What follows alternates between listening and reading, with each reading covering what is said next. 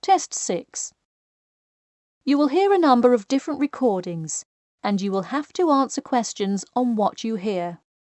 There will be time for you to read the instructions and questions, and you will have a chance to check your work. All the recordings will be played once only. The test is in 4 sections. At the end of the test, you will be given 10 minutes to transfer your answers to an answer sheet. Now turn to Section 1. Section 1. You will hear a conversation between a travel agent and a customer who needs to book a hotel for a group visit. First, you have some time to look at questions 1 to 6.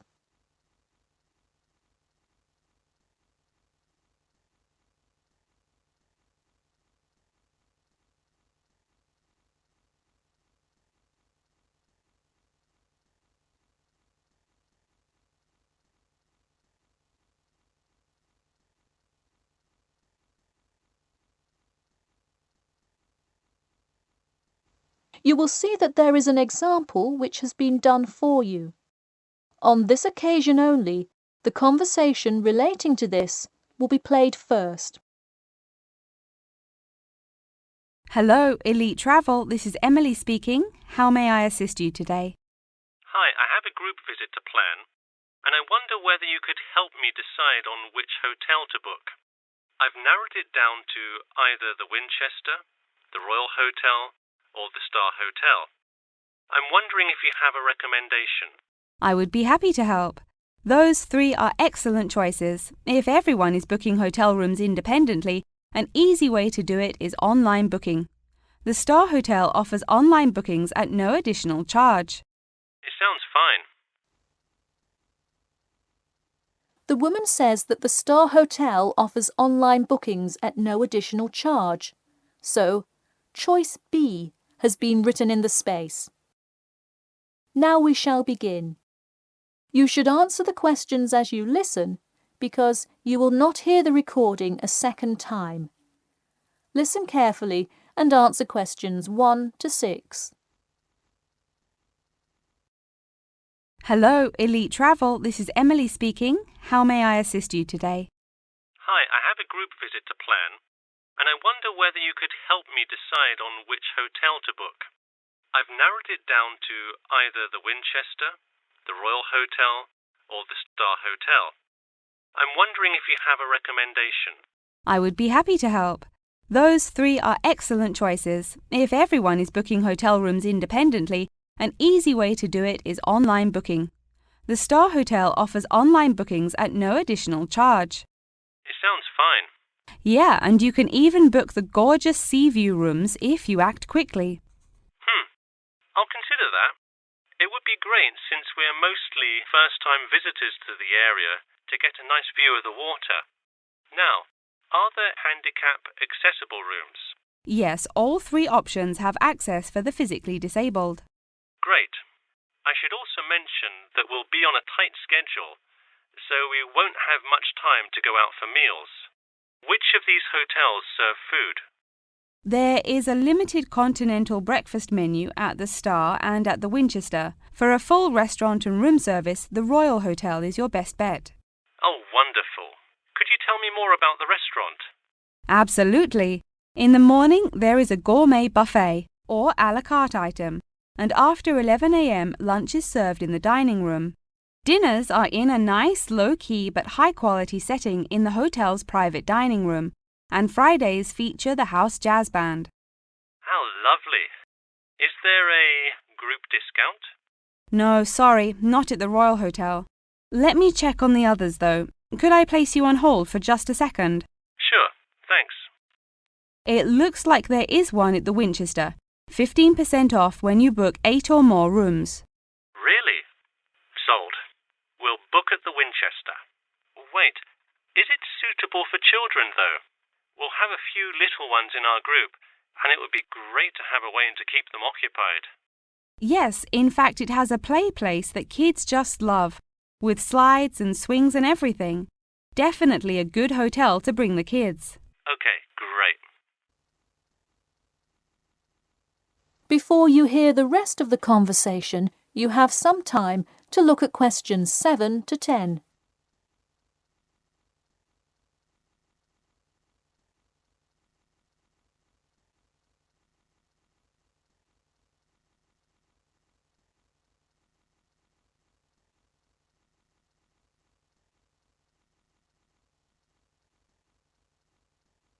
Now listen and answer questions 7 to 10.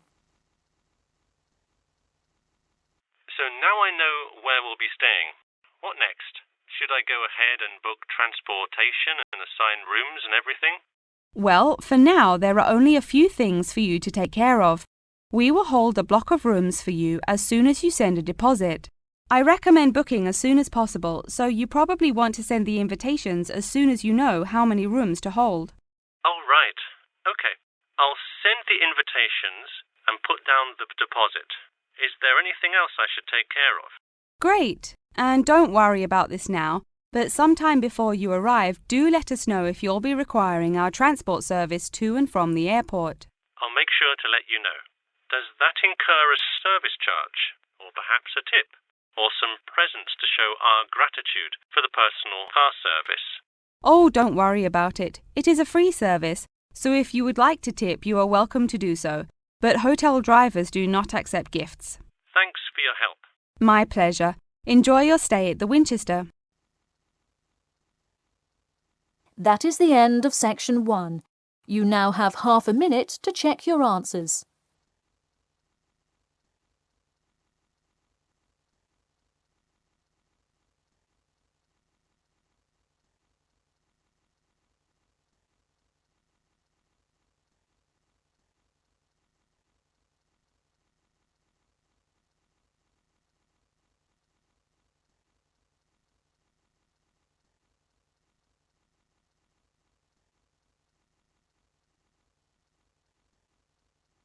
Now turn to section 2. Section 2. You will hear a talk about the 11th Annual Durham County Car Exhibition. First, you have some time to look at questions 11 to 16.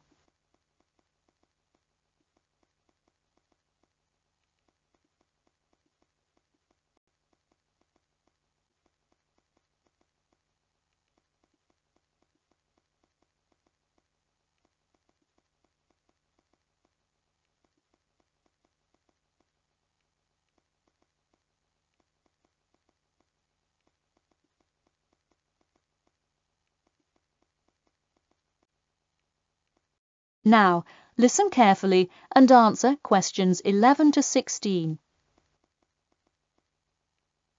Ladies and gentlemen of Durham, start your engines.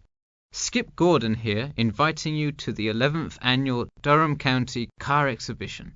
That's right, it's that time of year again. Mark your calendars. The pre-opening event kicks off on the 18th, and the exhibition officially opens to the public on Saturday, March the 19th. Take it from me, you won't want to miss Durham's most attended public event of the year 5 times running. You don't have to be a motorhead to appreciate the finest cars, both new and old, in existence today, but it helps. Be one of the 70,000 people to see everything from big rig monster trucks to good old-fashioned classic hot rods. Get your tickets now. Admission is £10 for adults and £5 for children during off-peak times, and £20 for adults and £10 for children, and senior citizens on weekends and for full-day passes. Come see vintage classics, bid in the auctions, and even test out a few on the Winners' Circle racetrack. And inside the tip, weekends are the exact time when all of the best attractions take place.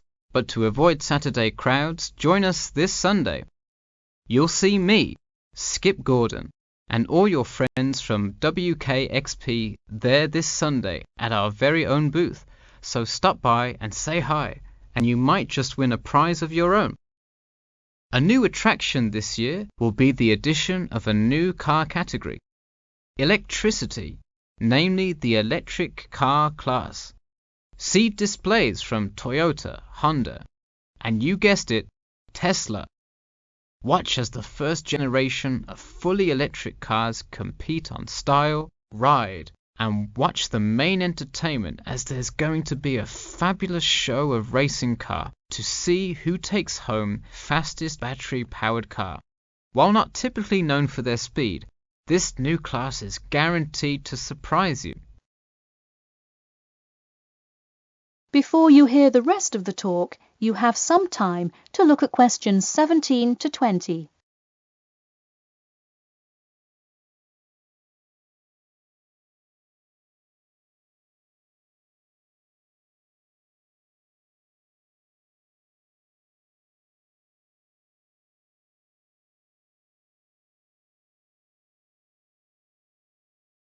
Now listen and answer questions 17 to 20. Get tickets before they sell out. Last year's tickets sold out fast, so we upped the attendance this year. That's right, more seats. But don't wait. Act now and save. That's right, if you buy your tickets before this Friday, you'll get 2 for the price of 1. That's right, 2 for the price of 1. And don't worry, kids. Just like last year, there's something specially for you. Wreak havoc on the road with the Kids Crazy Cars ride, and then race around the Tiny Tykes track in your favorite child-sized race car.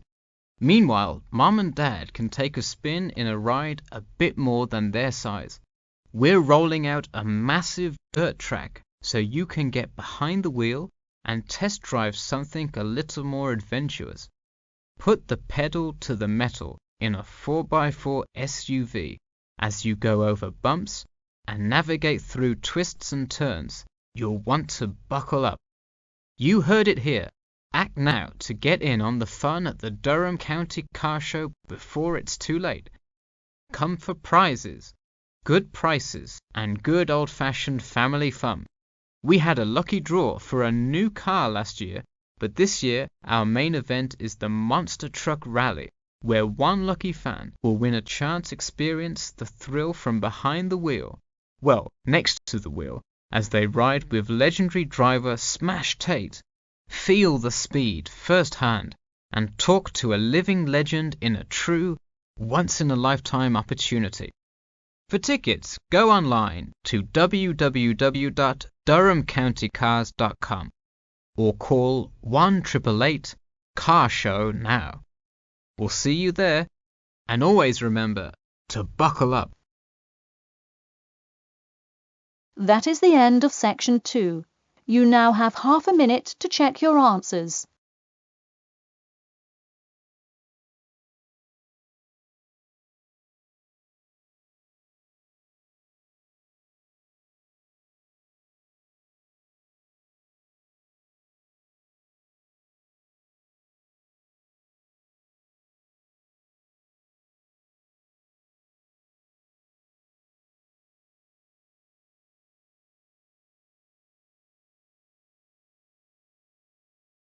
Now turn to section 3. Section 3. You will hear a student asking Professor Jameson for advice in choosing courses for next semester. First, you have some time to look at questions 21 to 23.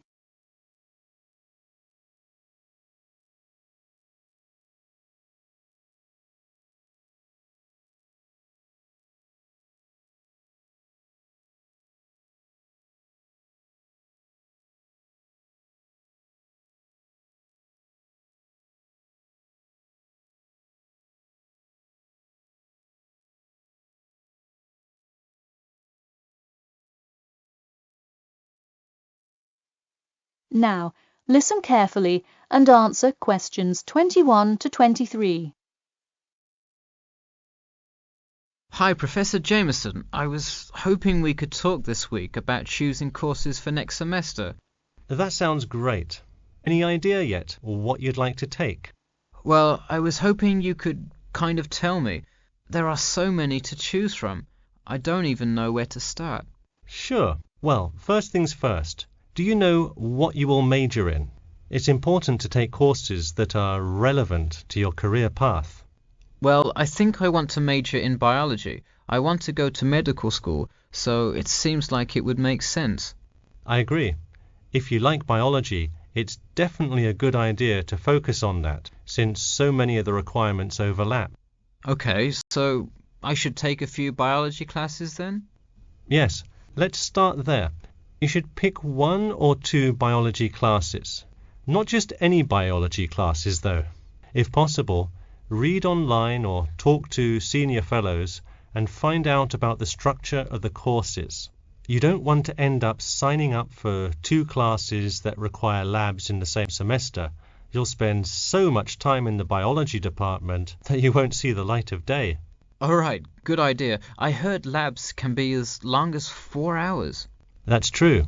And another thing, make sure the topic is either relevant to your major or something you're interested in learning about. It sounds obvious, but do not just take a class because you heard it was easy or because it does not require attendance.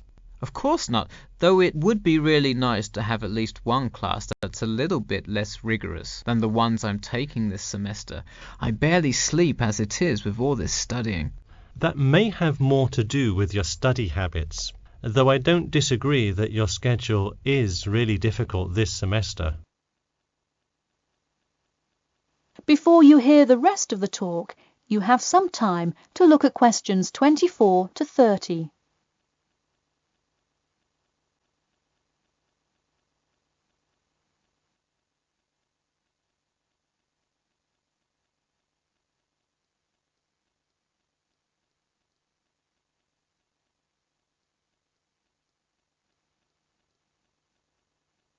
Now, listen carefully and answer questions 24 to 30. So, any idea which biology classes you may decide on for next semester?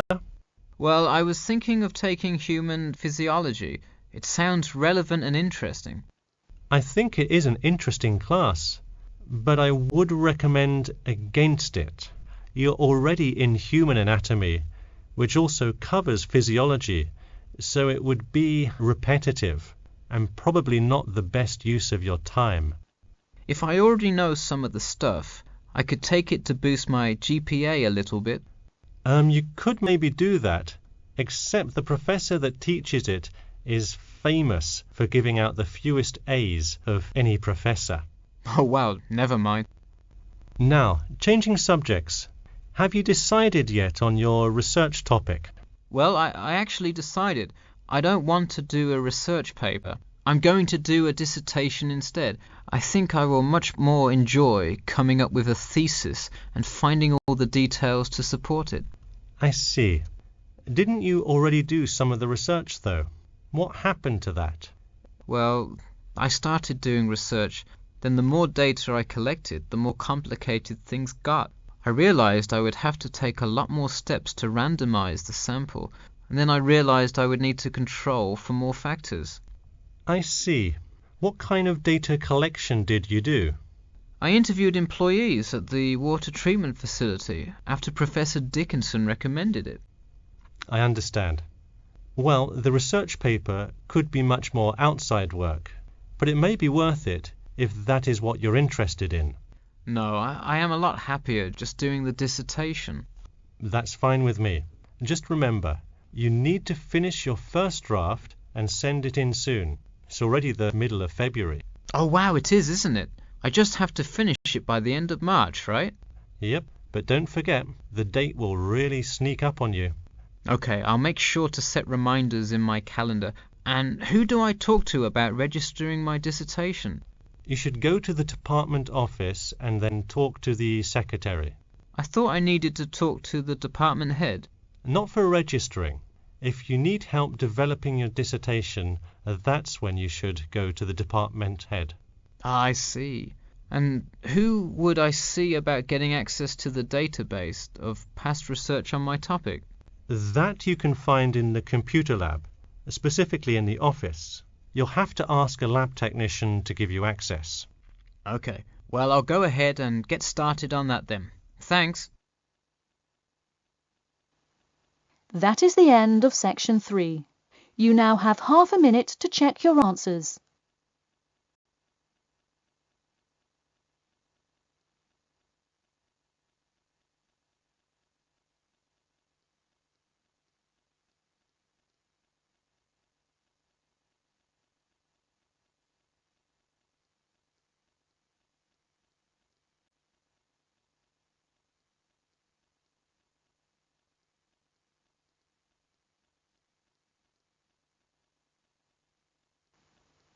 now turn to Section 4.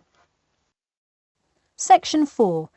You will hear part of a lecture about the role of sleep in humans and animals. First, you have some time to look at questions 31 to 40.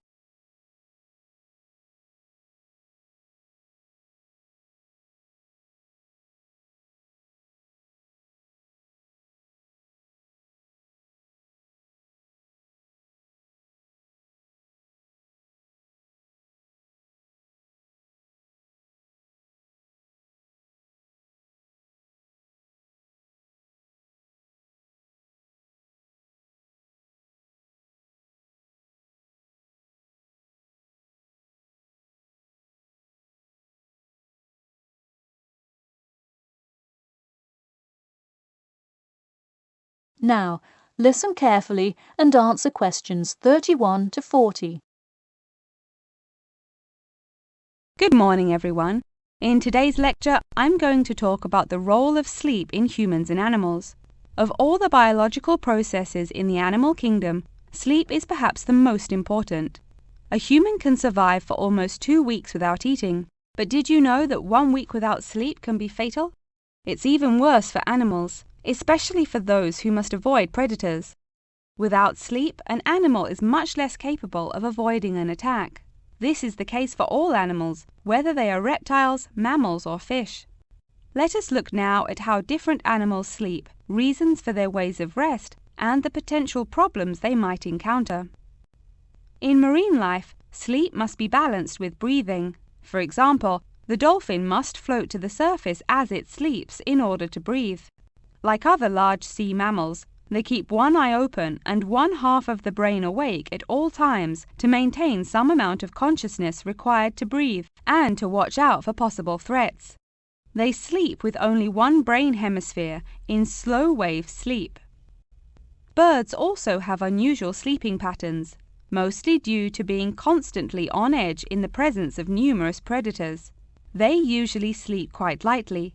For example, Swainson's thrush, also called olive-backed thrush, is a medium-sized thrush that takes hundreds of naps during the day, each of which lasts just a few seconds. While migrating, migratory birds tend to function well on micronaps. Horses, on the other hand, do most of their sleeping standing up. Scientists think that horses developed their habit of sleeping upright as a defense mechanism, a way of protecting themselves against predators, and a standing position keeps a horse in a constant state of readiness to race away if danger should approach. Also, horses do occasionally take short naps lying down. Horses are heavy animals with big muscles, but their bones are surprisingly delicate, so lying in one position for a long time could well injure a horse. Just like humans, animals can also have sleeping problems. Dr. John Hendricks and Adrian Morrison from the School of Veterinary Medicine, University of Pennsylvania in Philadelphia, determined that certain diseases were primarily associated with the sleep states in animals. In their research, they emphasized that because so much in this area still remains unclear, animal models were very important for studies of sleep disorders. The physiology of sleep in animals is similar to that of humans.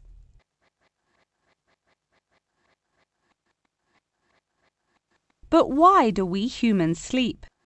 Researchers and scientists believe it helps us organize our memories of the day, that sleep acts as a kind of filing system for the brain. Without it, our thoughts become disorderly and confused, which leads to increased likelihood of accidents and a tendency to say and do bizarre things. Researchers also believe that sleep plays a key role in learning. We sleep so that the brain can integrate new knowledge and form new associations. Because of the similar sleeping pattern to that of humans, rats are often studied in order to increase our knowledge of human physiology. In one study, rats were kept awake for almost 2 weeks and their behavior was observed. Researchers found the sleep-deprived rats could hardly remember anything of what they had been taught that day. For example, one rat had been taught to recognize pictures of various Parisian landmarks in order to receive food. Pressing a button below a picture of the Louvre would result in food being released, and so forth. However, When deprived of sleep, they would press buttons seemingly at random.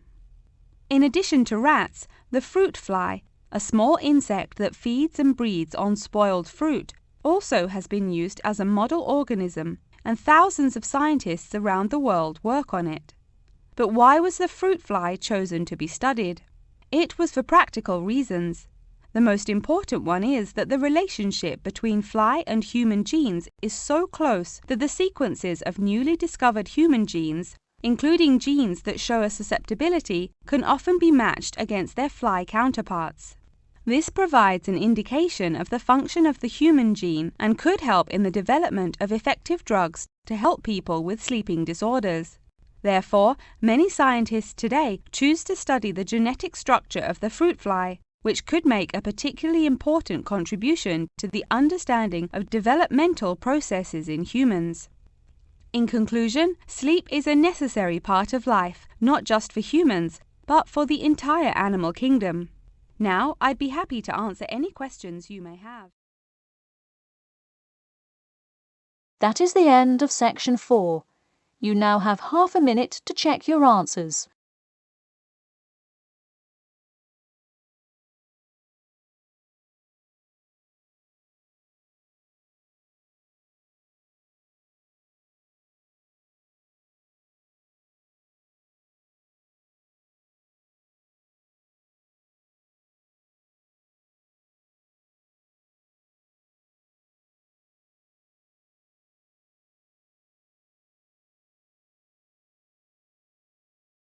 That is the end of the listening test.